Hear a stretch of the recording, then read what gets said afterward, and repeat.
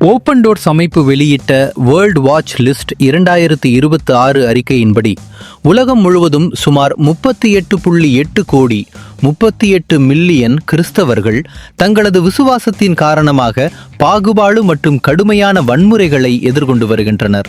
கடந்த ஆண்டை விட இது கணிசமாக அதிகரித்துள்ளதாக அறிக்கை தெரிவிக்கிறது.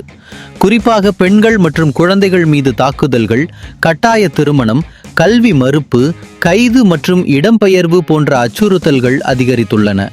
மேலும் கிறிஸ்தவ வழிபாடு மற்றும் திருச்சபை செயல்பாடுகளுக்கு அதீத கட்டுப்பாடுகள் விதிக்கும் நாடுகளின் எண்ணிக்கையும் உயர்ந்துள்ளது. ஆப்பிரிக்கா, மத்திய கிழக்கு மற்றும் ஆசியாவின் சில பகுதிகளில் மதவெறி அரசியல் நிலை தடுமாற்றம் மற்றும் அதிகாரப்பூர்வ அடக்குமுறைகள் காரணமாக நிலைமை மேலும் மோசமடைந்துள்ளதாக அறிக்கை எச்சரிக்கிறது.